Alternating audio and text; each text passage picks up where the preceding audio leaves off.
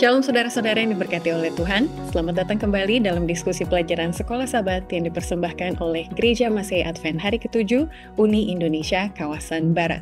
Selama ini kita membahas mengenai kasih dan keadilan Allah. Tapi perlu kita akui, tidak mudah untuk mengenal dan juga mengasihi Allah karena banyaknya kejahatan yang kita lihat di dunia ini. Itulah topik pembahasan kita di pelajaran ke-7 dengan judul Masalah Kejahatan. Kita akan membahas ini bersama dengan dua narasumber kita, Pendeta Miller Roring sebagai Direktur Komunikasi Daerah Misi Sulawesi Tengah di Uni Conference Indonesia Kawasan Timur, dan juga Pendeta Kurnaidi, Direktur Komunikasi di Conference Jawa Timur. Shalom Pendeta, selamat datang. Terima kasih telah hadir di pelajaran yang ke-10, dan puji Tuhan ada wajah baru dan juga wajah lama yang sudah mendampingi kita hari ini. Sebelum kita akan berkenalan dan berbincang lebih lanjut, saya akan membacakan salam-salam yang sudah disampaikan oleh para pemirsa melalui kolom komen di YouTube.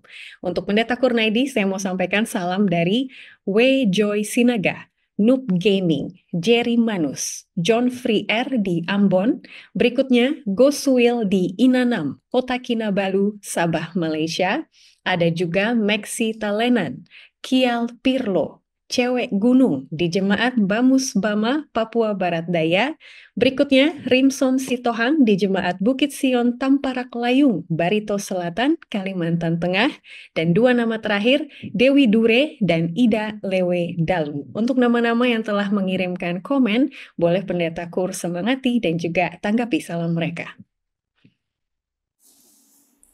Salam, selamat pagi, selamat siang, dan selamat malam, mungkin selamat sore juga ya, dimanapun para sahabat berada. Adalah satu sukacita tersendiri saat menerima salam atau apa dari para sahabat, dan tentu harapan dari kami agar kita semakin tekun dalam belajar firman Tuhan, juga dalam mempraktekannya tentunya, dikarenakan kita yakin bahwa hari Tuhan semakin dekat. Salam hormat dari kami, Tuhan berkati. Terima kasih sekali Pendeta Kur sudah mengingatkan kita akan pengharapan yang kita tunggu-tunggu tentunya. Dan berikutnya untuk Pendeta Miller Roring, saya mau bacakan pas sekali dengan kehadiran Pendeta. Ada beberapa nama yang kalau saya lihat mungkin satu keluarga dari wilayah Daa Barat di daerah Misi Sulawesi Tengah. Karena nama keluarga mereka adalah Kasintina. Ada Maxi Kasintina dan juga Jul Victor Kasintina. Dan berikutnya ada satu komen yang saya mau bacakan dari Om Wilson yang mengatakan, Shalom, terima kasih diskusi yang luar biasa menjawab pertanyaan saya ketika saya sakit dan harus naik meja operasi 2 kali berturut-turut. Di manakah Allah? Dan itu sudah terjawab melalui diskusi firman Tuhan di buku Sekolah Sabat. Terima kasih Tuhan telah mengirim 3 narasumber melalui channel ini. God bless you. Boleh perkenalannya Pendeta Roring dan juga salam yang ingin disampaikan kembali untuk para pemirsa kita. Baik, Shalom, salam sejahtera bagi kita semua. Puji Tuhan, kami Pendeta Miller Roring dari hamba Tuhan dari daerah Misi Sulawesi Tengah sebagai Direktur Departemen Pelayanan Komunikasi dan Media. Senang sekali dapat menerima salam hangat yang luar biasa dari umat-umat Tuhan yang berjemaat di wilayah Daa Barat. Luar biasa, puji Tuhan. Dari Sulawesi Tengah, keluarga Maxi Kasintina. Puji Tuhan. Semoga pertumbuhan kerohanian saudara-saudara, anggota jemaat sekalian di Daa Barat dan sekitarnya boleh bertumbuh, dan melalui pelajaran Sekolah Sabat ini boleh menuntun kehidupan kita semakin memiliki pengharapan dan kesetiaan di dalam Tuhan. Demikian. Terima kasih Pendeta, saya rasa ini sudah ditunggu-tunggu terutama untuk para pemirsa kita dari wilayah timur. Dan juga tentunya terima kasih kepada Pendeta Sony Situmorang yang sudah memberikan kesempatan kepada kolaborasi antara dua umat ini untuk datang bersama mempelajari firman Tuhan. Oleh karena itu mari kita lanjutkan dengan membacakan ayat inti dari pelajaran ke-7 dengan judul Masalah Kejahatan, terdapat di dalam Wahyu 21 ayat 4. Dan ia akan menghapus segala air mata dari mata mereka, dan maut tidak akan ada lagi. Tidak akan ada lagi perkabungan atau ratap tangis atau duka cita, sebab segala sesuatu yang lama itu telah berlalu. Pendeta Kur boleh bawa kita di dalam doa untuk memulai diskusi ini. Ya, mari kita bersatu dalam doa. Tuhan Allah Bapa kami yang bersemayam dalam takhta kasih kerajaan surga, kami bersyukur Tuhan untuk kesempatan yang Tuhan berikan ini. Kiranya saat kami bersekutu di dalam Tuhan dalam diskusi sekolah sahabat ini, maka Roh Kudus semakin memenuhi kami, semakin mempersiapkan kami untuk kedatangan Kristus yang semakin dekat. Sehingga dalam segenap langkah kehidupan kami semakin selaras dengan setiap firman yang kami pelajari, khususnya pada saat ini. Di dalam nama Tuhan kami Yesus Kristus kami berdoa. Amin. Amin. Terima kasih Pendeta Kur. Mari kita sama-sama membuka pelajaran Sekolah Sabat dan juga Alkitab kita. Kita akan masuk ke pelajaran hari Minggu dengan judul Berapa Lama Ya Tuhan? Inilah sebuah pertanyaan ataupun reaksi ketika kita melihat kejahatan yang ada di tengah-tengah kita. Tapi kejahatan bukanlah hal yang baru terjadi hari ini. Itu sudah ada dari zaman kitab suci. Jadi Pendeta Kur boleh buka kita dan awali pembahasan kita melihat bagaimana pengalaman manusia di zaman Alkitab ketika mereka menghadapi kejahatan. Apa reaksi mereka? Apa yang dipertanyakan mereka tentang keadaan saat itu? Silakan Pendeta Kur. Iya, terima kasih Saudari Ivy. Dan sekali lagi salam para sahabat yang sangat kami kasih, kami hormati. Satu pertanyaan yang bisa dikatakan ini menjadi pertanyaan bagi banyak orang atau mungkin semua orang bisa dikatakan ya, hampir lah kalau tidak. Yaitu kenapa ada kejahatan? Karena kita saat ini, apalagi kita sedang membahas Allah yang penuh kasih, yang maha kasih. Yang menjadi pertanyaan, kalau Allah itu maha kasih dan beliau juga maha kuasa, maha bijaksana, maha tahu bahkan untuk apa yang akan terjadi, lalu kenapa kok sampai ada kejahatan? Nah, ini sangat menarik tentunya. Kan bisa saja misalnya pikiran kita berkembang. Allah itu kemudian menghentikan atau meniadakan kejahatan itu. Kan Allah Maha Kuasa, di mana kemahakuasaan Allah kok seolah-olah tidak sanggup untuk meniadakan kejahatan ini. Nah, ini tentu sangat menarik. Pada saat ini kalau kita tiba di pertanyaan itu, maka semua orang merasa tidak nyaman atau setidaknya tidak menginginkan adanya kejahatan itu. Saya yakin tidak ada orang yang suka dengan kejahatan. Seorang penjahat sekalipun tidak akan suka dengan kejahatan. Tetapi itulah kenyataan yang terjadi. Bahkan juga surga pun juga tidak suka dengan kejahatan itu. Nah, inilah yang akan kita pelajari. Kenapa kok itu sampai terjadi sehubungan dengan Allah yang maha kasih ini. Mungkin demikian untuk membuka diskusi kita saat ini, Saudari Ivy. Terima kasih. Terima kasih Pendeta, sangat baik sekali. Pertanyaan berapa lama ya Tuhan?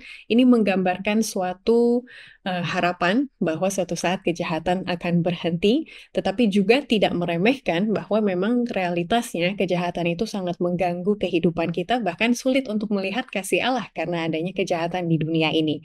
Makanya Pendeta Roring, kita diajak untuk melihat Yesus sendiri. Tadi kita sudah melihat beberapa pengalaman manusia di Alkitab. Kalau buku pelajaran kita mengarah kepada Ayub, Yeremia, Maleaki, dan lain-lainnya, mereka juga menanyakan hal yang sama. Tetapi kita juga melihat bagaimana Yesus juga menanyakan hal yang sama, karena dia juga kesulitan karena keadaan kejahatan yang ada. Dan apa harapan yang mau kita dapatkan ketika kita melihat dari kehidupan Yesus? Silakan. Baik, terima kasih Ivy. Jadi luar biasa. Ayub, Yeremia, Maleaki, dan Raja Daud sendiri atau dalam kitab Mazmur menyerukan mengenai kejahatan yang luar biasa di dunia ini. Jadi kejahatan itu sejak dunia diciptakan sampai saat ini dosa itu merajalela dan justru mulai meningkatkan ya intensitas kejahatan yang ya kita bisa lihat baik jangankan di kota besar sampai di desa-desa pun di pedalaman pun ya tidak lazim kita selalu dengar ada kejahatan dan lain sebagainya. Nah, ketika kita kaitkan dengan bagaimana sikap ataupun hal yang Yesus Kristus teladankan dalam kehidupan kita, maka kalau kita lihat di dalam Matius pasal 27 ayat 46 di sana, ya, Matius pasal 27 ayat 46, mungkin Ivy boleh tolong bacakan supaya kita bisa dengarkan nats Alkitab bagaimana sikap dan tindakan Yesus terhadap kejahatan ini. Ya, Matius 27 ayat 46, kira-kira jam 3 berserulah Yesus dengan nyaring, Eli, Eli, lama sabachthani, artinya, Allahku, Allahku, mengapa engkau meninggalkan aku? Nah, ini adalah seruan dari Yesus sendiri. Jadi Yesus mengatakan, Allahku, Allahku, mengapa engkau meninggalkan aku? Jadi pada konteks ini, kita melihat bahwa Allah juga, ya, Yesus Kristus, dia tersakiti oleh kejahatan yang adalah akibat dari dosa yang menimpa dunia ini. Dan suatu kebenaran menakjubkan yang secara kuat disoroti dalam penderitaan dan kematian Yesus Kristus di kayu salib, yang mana segenap kejahatan dunia ini menimpa dia. Artinya, segala kejahatan dosa itu ditimpahkan kepada Yesus. Tetapi, dalam konteks ini juga, di sini pun masih ada harapan. Bagaimana sikap dan peran Yesus Kristus itu dalam kejahatan dan dosa. Apa yang Yesus Kristus lakukan di kayu salib mengalahkan sumber kejahatan, yakni iblis, ya. Dan pada akhirnya akan menghapuskan kejahatan secara menyeluruh. Jadi Yesus Kristus dikatakan bahwa secara menyeluruh di dalam Mazmur pasal 22 ayat 2 dan 3 dan bagian selanjutnya dari Mazmur pasal selanjutnya itu berakhir dengan sebuah kemenangan. Jadi walaupun Yesus menghadapi penderitaan atas akibat dosa dan kejahatan dunia ini, namun pada akhirnya Yesus bisa mengalahkan sumber kejahatan itu, yaitu si iblis. Demikian. Amin. Terima kasih Pendeta Miller sudah membawa kita untuk merenungkan pertanyaan di bawah hari Minggu. Bagaimanakah kita dapat memperoleh penghiburan dari pengalaman Yesus ketika kita juga tidak dapat melihat harapan di depan kita? Terima kasih, kita akan maju ke pelajaran hari Senin dengan judul Ada Banyak Hal yang kita tidak ketahui. Betul sekali Pendeta Kurnaidi. Makanya kita mau belajar dari Ayub dan bagaimana Allah menjawab keresahan hati Ayub. Karena itu akan membawa sebuah perspektif yang berbeda ketika kita melihat kejahatan di dunia ini. Apa perspektif yang Allah berikan kepada Ayub? Silakan Pendeta Kur. Iya, terima kasih. Ini semakin menarik ya diskusi kita kali ini. Apa perspektif yang Allah berikan pada Ayub? Cara pandang pada Ayub, cara pandang Ayub bagaimana tentang kejahatan? Karena sebagaimana barusan itu tadi kita bahas mengenai Yesus sendiri pun saat di atas kayu salib merasakan akibat dari kejahatan itu sehingga berteriak ya. Berteriak, Allahku, Allahku, mengapa engkau meninggalkan aku, yang dikutip juga dari perjanjian lama, dari Mazmur.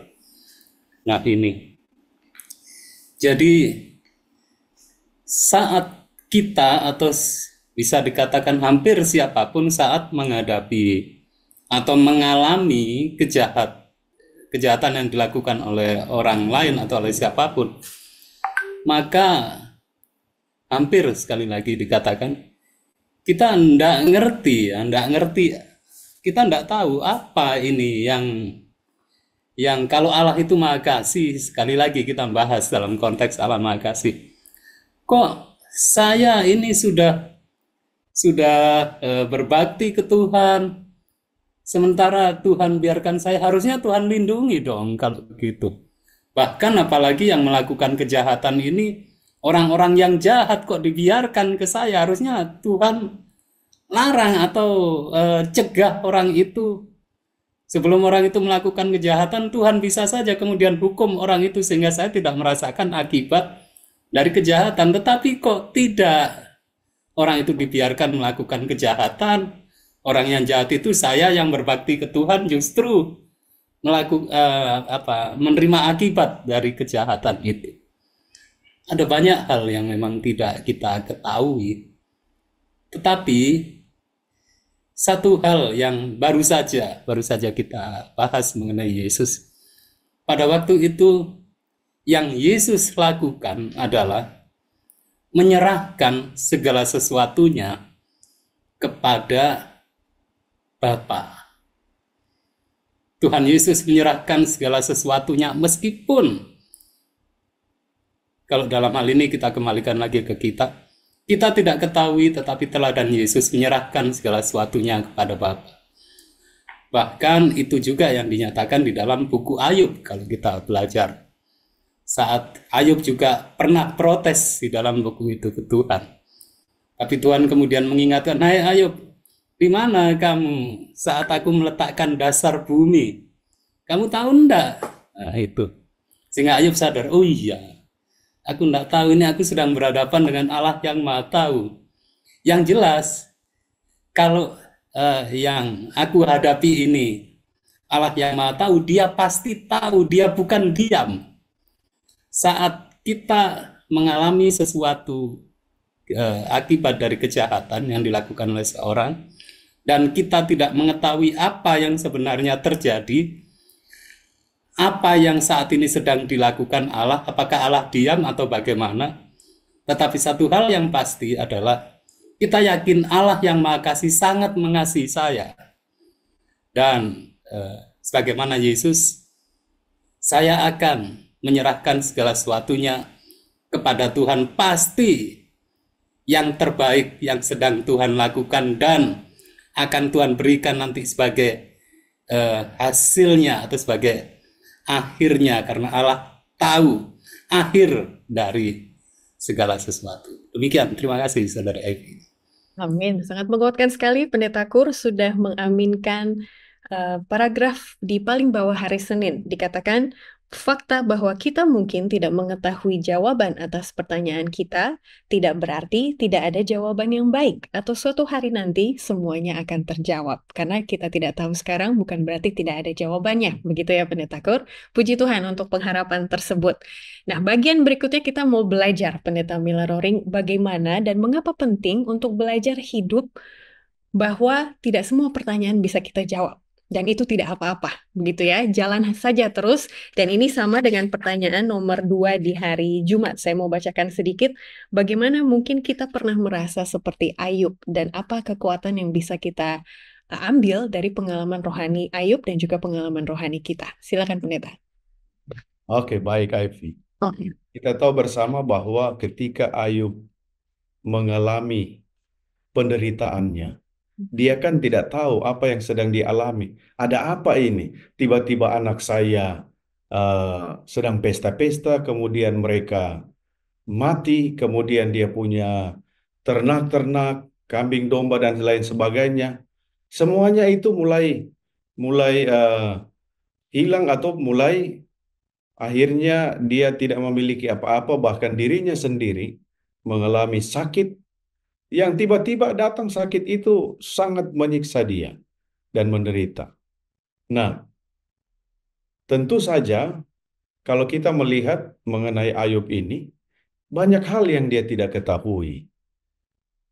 Coba saja kalau seandainya Allah memberitahukan kepada Ayub, Ayub, engkau akan menderita tapi jangan takut. Saya akan melindungi engkau. Oh, pasti saja Ayub akan dengan senang-senang, dengan sukacita. Oh, puji Tuhan, Allah pasti akan menjaga saya. Tapi ini tidak kan? Ayub tidak ada informasi seperti itu, tapi justru luar biasanya dia. Dia tetap setia, tetap teguh dalam iman, walaupun istrinya sendiri, kalau kita tahu ceritanya, mengajak Ayub untuk menghujat atau menghina ataupun mengutuk Tuhan. Tapi Ayub tidak terpancing, justru Ayub katakan istrinya itu bagaikan seorang perempuan yang sedang perempuan gila dan lain sebagainya. Jadi bagaimana keteguhan Ayub walaupun dia sedang menghadapi peristiwa sakit, penderitaan dan kesusahan yang luar biasa, tapi dia tetap memiliki pengharapan. Kaitannya dengan saya dan saudara. Kadangkala kita menghadapi contohnya sakit, asam urat, darah tinggi, atau penyakit-penyakit kronis lainnya. Ya mungkin saja itu oleh karena akibat kita sendiri. Yang kita tahu bersama bahwa itu pengaruh dosa dan sesudah dosa oleh hal-hal yang kita konsumsi, pola hidup kita, gaya hidup kita yang tidak teratur sehingga kita menghadapi sakit dan kita menderita. Nah, itu mungkin konsekuensi dari akibat apa yang kita sudah lakukan. Demikian juga namun maksud saya adalah Allah tetap memberikan dan menyatakan kasih-Nya kepada kita. Dan juga dalam situasi kondisi kita mengalami kejahatan atau ujian cobaan. Tentunya belum seberat sama seperti Ayub. Kalaupun hal-hal yang kita hadapi itu mungkin ya belum juga seberat atau semenderitanya Yesus Kristus ketika disalib. Jadi untuk itu, apapun penderitaan atau kesusahan yang kita hadapi, saya dan saudara sebagai umat-umat Tuhan yang hidup di zaman akhir ini, jangan pernah kita menyerah. Mari kita tetap kuat berserah kepada Tuhan. Karena ingat, ada banyak hal-hal yang tidak kita ketahui, namun Allah memiliki rencana yang indah dan luar biasa dalam kehidupan kita. Demikian, Ivy. Ya, puji Tuhan sekali untuk pelajaran kali ini. Makanya tidak heran ada komen yang saya bacakan di awal dari Om Wilson ya, yang sangat dikuatkan dan mendapatkan jawaban dari pertanyaan yang beliau tanyakan selama ini. Karena juga penderitaan penyakit tentunya. Kita akan lanjut ke pelajaran hari Selasa. Semoga ini akan menambah wawasan dan juga kekuatan bagi kita. Dengan judul Penganut Teisme yang Skeptis. Kita diajak Pendeta Kur untuk melihat Allah, teisme, secara skeptis. Dalam hal apa dan apa maksudnya? Sepertinya dua kata ini sangat besar gitu ya. Teisme, skeptis. Itu tentang apa? Silakan Pendeta Kur. Iya, mengenai teisme yang skeptis ya. Teisme yang skeptis atau the skeptical taste. Lah, ini ini adalah satu sikap yang bisa dikatakan satu sikap dari orang-orang yang karena tidak mengetahui akan banyak hal, ya sebagaimana di sini dikatakan, maka orang itu kemudian ya sudah serahkan semuanya kepada Tuhan. Nah, mungkin Saudari Evi bisa bantu baca di alinea yang kedua. Alinea yang ketiga, baris yang kedua, mulai dari kata penganut teisme yang skeptis. Ya, penganut teisme yang skeptis adalah orang yang percaya bahwa Allah mempunyai alasan yang baik untuk apa yang telah dilakukannya. Namun, karena pengetahuan kita yang terbatas, maka kita tidak perlu berharap untuk mengetahui apa alasan-alasan tersebut. Iya, inilah teisme ya, skeptis itu orang-orang yang melakukan hal yang demikian. Nah, kemudian kalau kita lanjut ke depan, kalau kita membaca di Mazmur pasal 73, pada waktu itu pemazmur juga tidak tahu ini kok sama seperti yang kita bahas tadi, orang jahat semakin makmur, semakin berkuasa, semakin ya hidup senang-senang, mereka enjoy. Tapi orang yang benar malah semakin teraniaya, tersiksa. Ya sudah begitulah, sudah kasihan sekali orang yang benar ini. Begitu. Tetapi di sini kemudian pemazmur menyatakan, saat dia masuk ke bait suci, di situ dia bisa melihat. Dia baru sadar bahwa sesungguhnya ada Allah Hakim yang maha adil itu, dialah yang mengetahui segala sesuatu. Pada saatnya nanti akan memberikan upah bagi orang yang benar maupun orang yang jahat. Kapan itu saatnya? Itulah yang rahasia Allah. Yang bisa kita lakukan adalah kembali menyerahkan kepada Tuhan dengan satu keyakinan. Tuhan tahu setiap tetes air mata. Dan Tuhan tahu setiap kejahatan, bahkan kalau toh itu muncul dalam hati atau pikiran. Dan semuanya akan ada konsekuensinya. Pada saat penghakiman ilahi itulah, maka orang benar akan merasakan atau mendapatkan sukacita yang sejati, bisa dikatakan. Dan orang yang jahat akan menerima upah sesuai dengan kejahatannya. Dan itu pasti seadil-adilnya. Kita tidak perlu khawatir dengan apa yang terjadi saat ini. Tetap yakin ada Allah Sang Maha Pengendali itu. Terima kasih, Saudari Ivy. Amin. Terima kasih sekali Pendeta sudah menguak apa yang menjadi kekuatan bagi Daud ketika Daud melihat bait suci dan dia mendapatkan jawabannya di situ. Dan istilah bait suci tidaklah hal yang baru untuk umat Advent, Pendeta Miller Roring, karena di situ juga banyak jawaban-jawaban nubuatan yang didapatkan oleh para pelopor dari gereja Advent gitu. Akhirnya kita mengetahui masa depan itu seperti apa ketika mempelajari bait suci. Apa spesialnya bait suci ketika kita ingin mempelajari mengenai kasih Allah dan juga awal dan akhir dari kehidupan? Adakah kemenangan di akhir? Nah, boleh Pendeta bantu di situ. Baik, terima kasih Ivy. Doktrin bait suci atau Ka'bah ini merupakan sebuah pelajaran kebenaran Alkitab yang sangat menarik dan luar biasa bagi umat Kristen atau para pengikut Kristus. Karena di dalam doktrin Ka'bah atau bait suci, di situ kita lihat bagaimana yang pertama pengorbanan yang diadakan di sana. Nyawa, ya. Jadi domba yang tidak bercacat, tidak bercela, namun dia harus menghadapi yang namanya dikorbankan. Untuk apa? Untuk mengampuni atau penghapusan dosa dari si pendosa itu. Jadi pengorbanan di sana. Kemudian di sana juga ada pernyataan keadilan Allah. Jadi orang yang berdosa, supaya dosanya diampuni, maka dia harus datang, entah itu membawa domba, ya, membawa burung merpati, tekukut, maka itu adalah sebuah pengorbanan. Konsekuensi dari akibat dosa, maka harus ada pengorbanan. Dan itulah wujud keadilan dari Allah. Allah kita adalah Allah yang adil, ya, adil. Kemudian yang ketiga bahwa ada kemenangan di sana. Ketika si pendosa itu, orang yang melakukan kejahatan, dia datang ke Ka'bah, dia membawa domba yang adalah sebagai kurbannya, kemudian dia menyembelih secara langsung. Jadi bukan imam yang menyembelih domba itu, tapi si pendosa itu dia sembelih, kemudian dia ambil darahnya, dan itu akan diteruskan ke Ka'bah oleh si imam.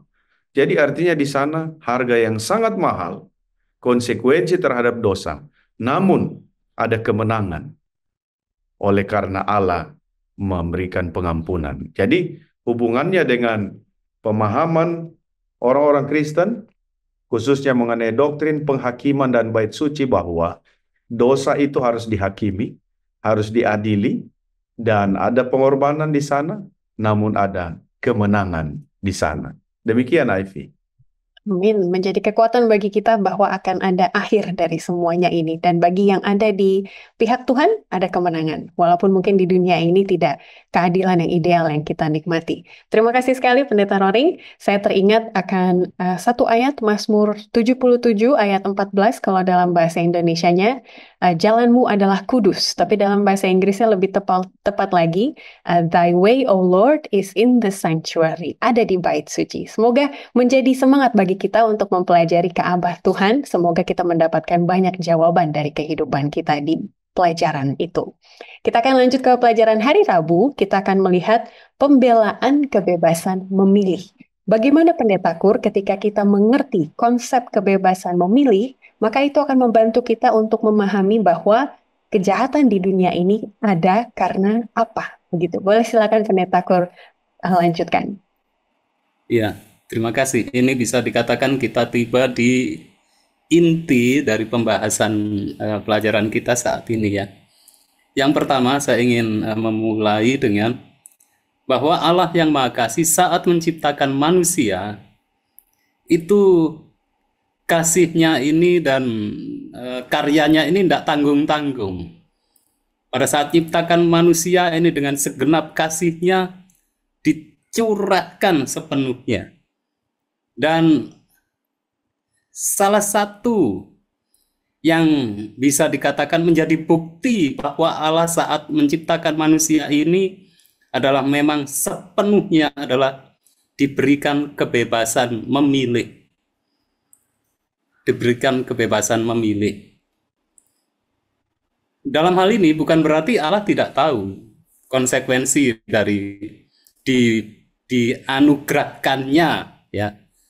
Dianugerahkannya. Kenapa saya memilih kata dianugerahkan? Karena ini bukan sesuatu pemberian yang bahasa muda, bahasa orang sekarang yang kaleng-kaleng ini. Ini pemberian yang memang sangat precious. Mungkin the most precious ya. Kebebasan memilih ini. Itu dianugerahkan Allah pada manusia.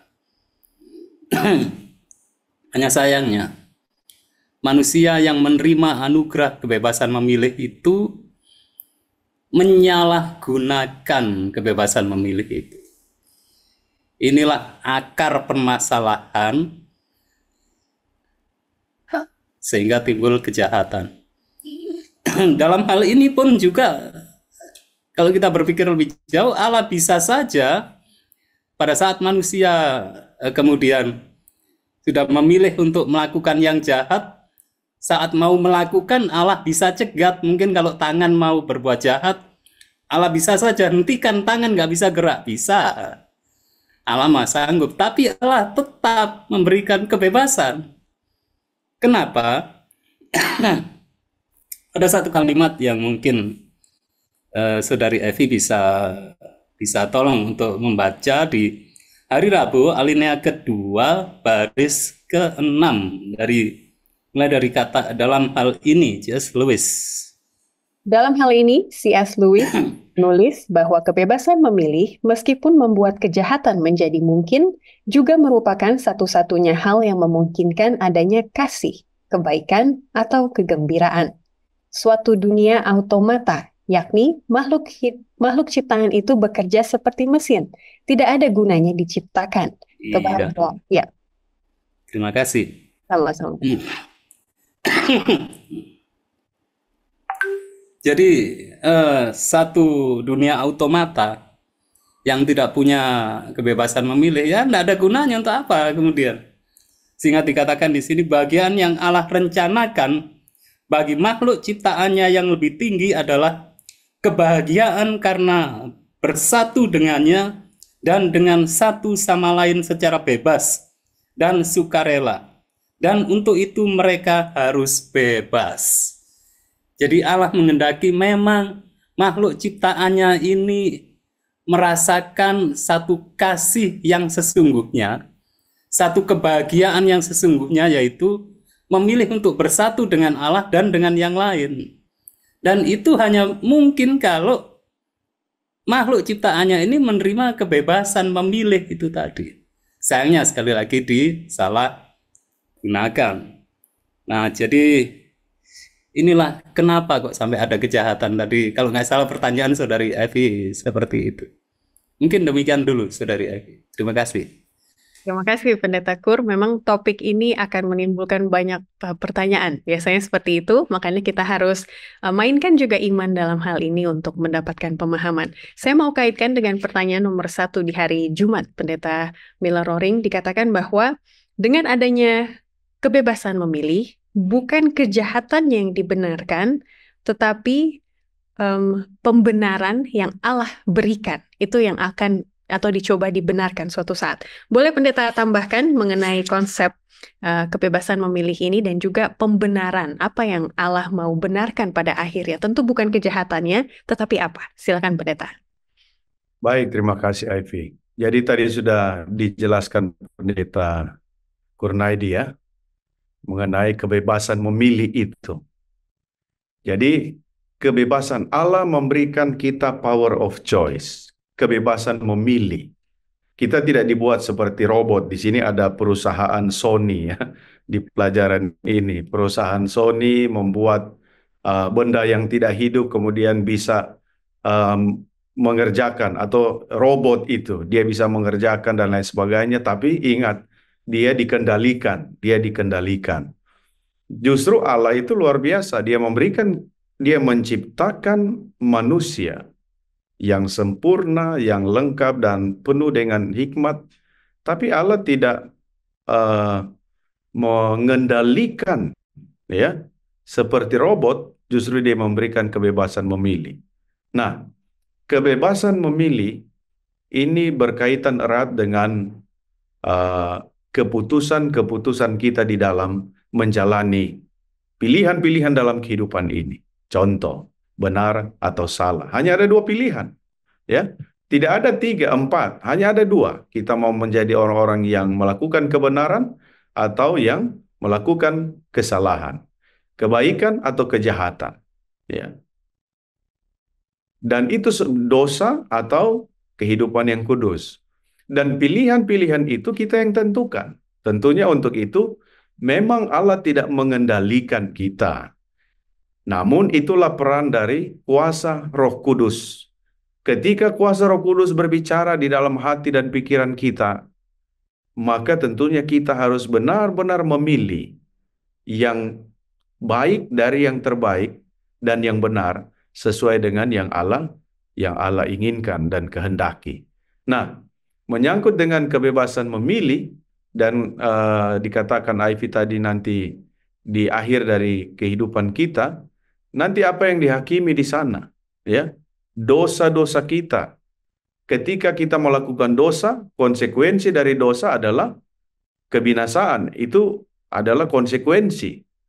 Tetapi di dalam Roma pasal 6 ayat 23, upah dosa adalah kematian, tetapi kasih karunia Yesus Kristus yang akan menyelamatkan kita.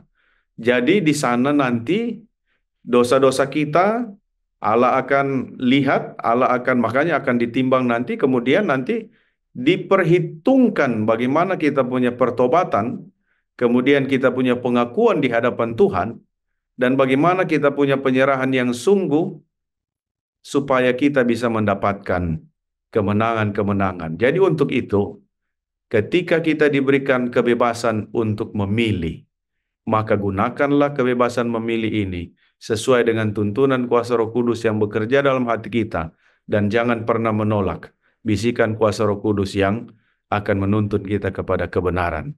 Demikian, Ivy. Terima kasih sekali pendeta. Dan bagi yang masih ingin berdiskusi dan mempelajari lebih lanjut, saya mau beritahukan di pelajaran ke-8, pelajaran pekan depan, kita akan lebih mendalami kebebasan memilih, kasih, dan juga pemeliharaan ilahi. Jadi terus pelajari firman Tuhan ini supaya nantinya akan mendapatkan wawasan yang lebih penuh dan juga iman yang lebih kuat. Puji Tuhan. Terakhir kita masuk ke pelajaran hari Kamis dengan judul Kasih dan Kejahatan, dengan tanda tanya ini Pendeta Kurnaidi. Karena akhirnya kita harus menerima bahwa kasih dan kejahatan selama kita hidup di dunia ini akan terus eksis, beriringan, bersamaan. Boleh dilanjutkan kembali Pendeta Kurnaidi, sambil ini saya lihat sudah mulai menyimpulkan apa yang kita pelajari selama pekan ini. Iya, ini bisa dikatakan kita sudah tiba di klimaks ya, di puncak mengenai kasih dan kejahatan.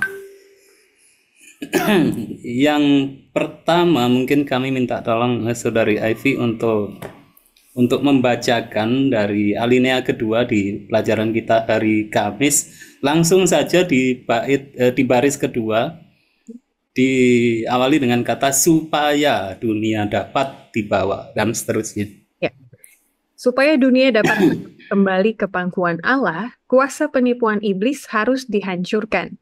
Ini tidak dapat dilakukan dengan kekerasan. Penggunaan kekerasan bertentangan dengan asas-asas pemerintahan Allah. Ia menghendaki hanya pelayanan kasih, dan kasih tidak dapat dipaksakan. Kasih tidak dapat diperoleh dengan kekerasan atau kekuasaan. Hanyalah kasih yang dapat menggugah kasih itu. Mengenal Allah berarti mengasihinya. Tabiatnya harus dinyatakan sebagai kebalikan dari tabiat iblis. Ya, terima kasih. Jadi kalimat itu tadi bisa dikatakan memberikan satu kesimpulan dari pelajaran kita ini, yaitu bukan Allah ini membiarkan adanya kejahatan. Allah juga sangat tahu bahwa kejahatan ini harus dihancurkan, dimusnahkan. Tetapi ya di sini dikatakan ini tidak dapat dilakukan dengan kekerasan. Nggak bisa kemudian kejahatan ini dimusnahkan dengan kekerasan. Kalau itu bukan berarti Allah nggak sanggup, Allah bisa. Tapi kalau itu kemudian dilakukan oleh Allah, maka mana Allah yang Maha Kasih? Allah yang Maha Kasih kok keras seperti itu sehingga akan timbul banyak keraguan ya tentang Allah yang Maha Kasih itu. Nah, lalu diperjelas lagi, penggunaan kekerasan bertentangan dengan asas-asas pemerintahan Allah. Ia menghendaki hanya pelayanan kasih, dan kasih tidak dapat dipaksakan. Kasih tidak dapat diperoleh dengan kekerasan atau kekuasaan. Hanyalah kasih yang dapat menggugah kasih itu. Jadi Allah tidak ingin juga. Seandainya, kita bicara seandainya, waktu itu iblis langsung dimusnahkan oleh Tuhan. Bisa, pasti musnah, seakar-akarnya. Tetapi yang terjadi, semua akan melayani Allah, akan menghormati Allah, tetapi bukan dengan kasih, tetapi dengan takut, dengan ngeri. Nanti kalau aku berbuat salah, aku akan dihancurkan. Nah, ini yang Allah tidak mau. Allah ingin agar seluruh makhluk ciptaannya itu memiliki satu hubungan dengan Dia di dalam kasih, dengan sukacita, dengan bebas, dan juga saling mengasihi satu dengan yang lain. Nah, inilah bicara mengenai kasih dan kejahatan. Ini tidak akan bisa berjalan bersama. Kalau di situ ada sedikit kekerasan saja, ini kasihnya akan hilang. Itulah sebabnya Allah membiarkan sebagai buktinya sampai Dia memilih kematian Yesus. Sampai di atas kayu salib, sampai mati. Yesus yang Allah yang Maha Sanggup itu tidak pernah ada terbersit kejahatan sedikit pun. Sehingga saat Dia mati di atas kayu salib, seluruh semesta bisa melihat, ini loh, aku tetap mengasihi. Lalu yang diperbuat oleh iblis, itu loh kejahatan. Yang tujuan dari iblis agar semesta ini meragukan kalau Allah itu Maha Kasih, dan kalau berjalan dalam kasih, maka ini tidak akan bisa berjalan baik. Dengan kematian Yesus, sangat jelas Allah Maha Kasih. Dan dengan kasih itulah, maka semesta akan hidup dalam damai sejahtera yang sesungguhnya. Demikian Saudari Ivy yang bisa saya sampaikan. Amin. Jadi walaupun sepertinya di dunia ini kasih dan kejahatan bercampur, tapi jelas sekali bagi kita yang berada di pihak Tuhan, kasihlah yang harus kita pilih selama hidup di dunia ini. Pertanyaan terakhir yang mau saya sampaikan dalam diskusi kita ada di bagian tengah dari hari Kamis, Pendeta Roring. Jadi bagaimana kita belajar untuk yakin dan mempercayai kebaikan Allah walaupun ada segala kejahatan di dunia kita. Apa yang bisa kita lakukan untuk percaya bahwa Allah itu masih baik kok di dalam kehidupan kita? Silakan. Baik, mungkin saya minta tolong Ivy untuk baca supaya kita semua. Wahyu pasal 21 ayat 3 dan 4. Supaya kita semua dan para pemirsa sekalian boleh mendengarkan ini. Wahyu 21 ayat 3 dan 4, silakan. Lalu aku mendengar suara yang nyaring dari tahta itu berkata, "Lihatlah, kemah Allah ada di tengah-tengah manusia, dan ia akan diam bersama-sama dengan mereka. Mereka akan menjadi umatnya, dan ia akan menjadi Allah mereka. Dan ia akan menghapus segala air mata dari mata mereka, dan maut tidak akan ada lagi. Tidak akan ada lagi perkabungan, atau ratap tangis, atau duka cita, sebab segala sesuatu yang lama itu telah berlalu."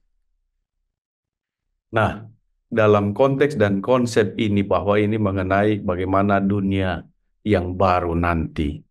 Namun sebelum kita berada di dunia yang baru, memang di dunia sekarang ini penuh dengan kejahatan, ya. Dan ingat bahwa Allah itu penuh kasih dan Allah itu maha baik dan adil. Jadi dengan demikian, walaupun dunia ini penuh dengan dosa dan kejahatannya, tapi Allah terus mau menunjukkan kasih setianya di dalam kehidupan umat manusia di dunia.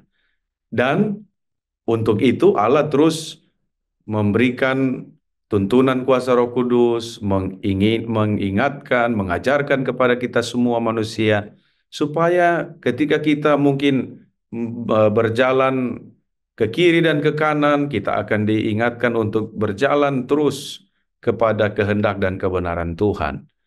Dan apabila kita tidak memanfaatkan dengan baik dan benar kasih Allah yang diberikan kepada kita atau kasih karunia serta kebaikan Allah, maka ingat, ada konsekuensi. Dan ketika konsekuensi itu akan kita terima, disitulah nyata benar bahwa Allah itu adil dan benar. Dan untuk itu, mari kita terus mau berjalan di dalam tuntunan kuasa Tuhan, sehingga kita boleh merasakan dan menikmati kasih dan kebaikan Tuhan. Demikian, Ivy. Amin. Terima kasih sekali. Dalam 1-2 kalimat, mari kita tutup ataupun simpulkan dengan sebuah ajakan. Apa yang mau Pendeta Kurnaidi dan juga Pendeta Roring ajak para pemirsa untuk menghidupkan atau mempercayai kasih Tuhan dengan lebih lagi walaupun kejahatan merajalela di dunia ini. Boleh saya mulai dari Pendeta Roring? Silakan. Oke, baik. Dunia semakin jahat. Pertanyaannya, apakah kita akan terus hidup jahat sama seperti dunia dan pengaruh dosa? Ingat, kita diberikan kebebasan untuk memilih. Marilah kita terus memilih yang baik dan benar. Selalu mengutamakan Tuhan di dalam kehidupan kita sehingga yakin dan percaya kita akan memiliki kehidupan yang seturut dengan kehendak Tuhan. Dan ada pengharapan ketika kita setia, walaupun apa yang dihadapi, penderitaan, kesusahan, dan ujian cobaan apa saja, yakin dan percaya, Tuhan berikan kita kemenangan, dan Tuhan akan mengaruniakan kepada kita keselamatan. Demikian. Amin. Terima kasih, indah sekali. Pendeta Kurnaidi, silakan dengan ajakannya. Ya, terima kasih, Saudari Ivy. Di tengah dunia yang jahat dan bahkan semakin jahat lagi nanti mendekati kiamat, katakanlah ya, maka haruslah lampu kita semakin terang, kasih kita harus semakin menyala. Jika kita semakin mengalami kepedihan, semakin mengalami kejahatan, disitulah undangan dari Tuhan. Kurnaidi, kamu harus semakin baik, semakin kasih.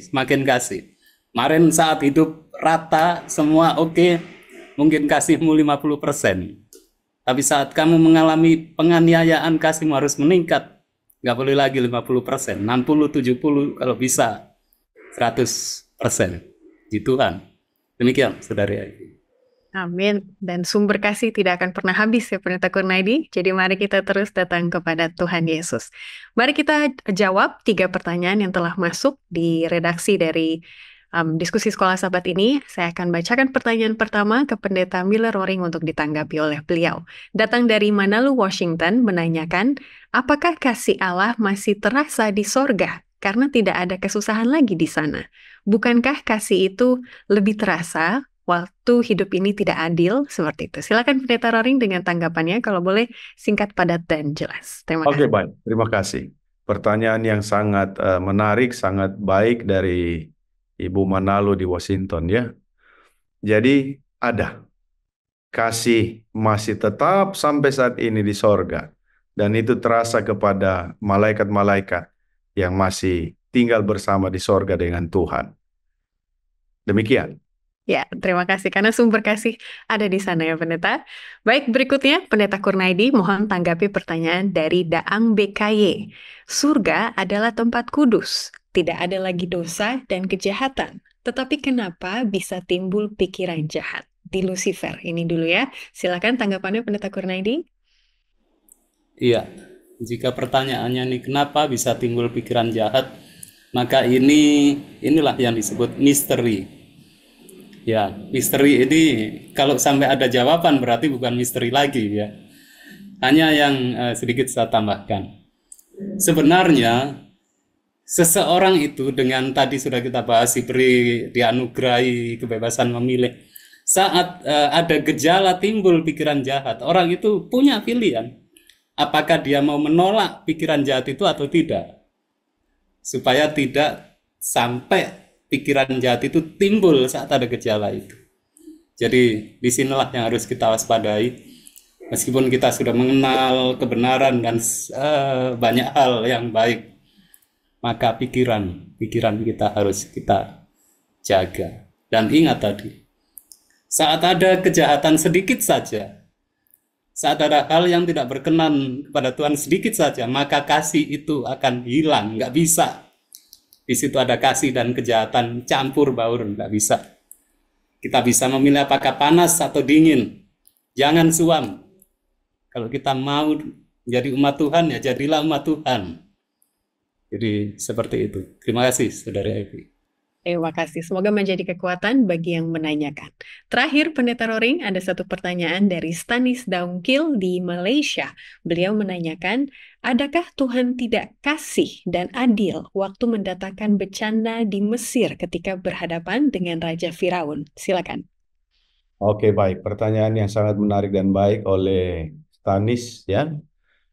Di dalam Keluaran pasal 5 ayat 1 dan 2 di sana Musa menghadap Firaun. Jadi Tuhan katakan kepada Musa, sampaikan ini kepada Firaun bahwa biarkanlah umatku pergi untuk mengadakan perayaan bagiku di padang gurun. Jadi artinya ini sebenarnya pernyataan kasih. Biarkanlah umat-umatku pergi tinggalkan Mesir supaya mereka akan menyembah kepadaku. Tapi apa di dalam ayatnya yang kedua? Keluaran 5 ayat 2, tetapi Firaun berkata, siapakah Tuhan itu yang harus kudengarkan firman-Nya untuk membiarkan orang Israel pergi? Tidak kenal aku Tuhan itu, dan tidak juga aku akan membiarkan orang Israel pergi. Jadi ini Allah menyatakan kasih. Allah sudah sangat baik.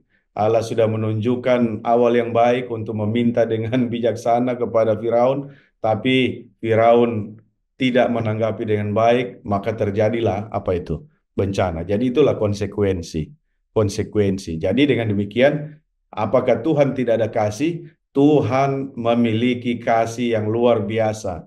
Tuhan memiliki kasih dan memberikan waktu serta kesempatan. Tapi Firaun memilih untuk tidak mau mendengarkan perintah Tuhan. Demikian, Ivy. Ya, betul sekali. Kesempatan sudah banyak diberikan yang Pendeta sampai tulah yang ke-10, tapi Firaun tetap mengeraskan hatinya. Baik, untuk menutup kebersamaan kita akan mendoakan para pemirsa. Saya minta Pendeta Roring untuk berdoa, dan ada satu permintaan doa Pendeta dari Cirebon, ada jemaat yang sedang membangun pastori. Silakan. Baik, mari kita akhiri pelajaran kita berdoa. Ya Allah ya Tuhan kami, Bapa di dalam kerajaan sorga, kami bersyukur, berterima kasih oleh karena Tuhan telah mengaruniakan kekuatan, kesehatan, kehidupan bagi kami, Sehingga pada saat ini kami boleh berkumpul bersama dalam mempelajari, merenungkan dan membahas kebenaran firman Tuhan yang luar biasa. Roh Kudus Tuhan akan menaungi, menginspirasikan kebenaran firman Tuhan yang sudah kami pelajari di dalam hati dan pikiran kami semua, sehingga kami dapat menjadi pelaku firman Allah yang hidup dan dapat mengaplikasikannya di dalam kehidupan kami masing-masing. Bapa di dalam kerajaan sorga, kami mau berdoa untuk usulan doa ada jemaat Tuhan yang ada di Cirebon dalam proses pembangunan rumah pastori. Kami tahu Engkau adalah Allah yang Maha Kasih, Maha Kuasa, dan Maha Kaya. Engkaulah sumber berkat itu. Kiranya Engkau akan mengaruniakan berkat-berkat kepada umat-umat Tuhan di sana, dan mereka dapat membangun dan menyelesaikan rumah pastori untuk dipersembahkan untuk kemuliaan Tuhan. Berkati seluruh anggota jemaat, dan berkati seluruh daya dan upaya mereka di dalam penggalangan dana dan juga di dalam pelaksanaan tugas yang mulia ini. Berkati dari hamba Tuhan, pendeta jemaat sampai kepada seluruh anggota jemaat. Terima kasih Bapa. Inilah doa dan permohonan kami. Kami mau menyerahkan hidup kami, pergumulan kami, dan perjalanan iman kami ke dalam tangan-Mu ya Tuhan. Ampuni dosa dan pelanggaran kami, sempurnakan doa kami karena kami telah berdoa di dalam nama Yesus Kristus, yang adalah Tuhan dan Juru Selamat kami yang hidup. Amin. Amin. Puji Tuhan untuk pelayanan dari Pendeta Kurnaidi dan juga Pendeta Miller Roring. Sampai kita bertemu lagi di kesempatan mendatang. Dan bagi para pemirsa, mari kita semangat mempelajari firman Tuhan sambil juga berbuat kasih. Karena Allah yang kita sembah adalah kasih. Sampai bertemu lagi, Tuhan memberkati kita sekalian.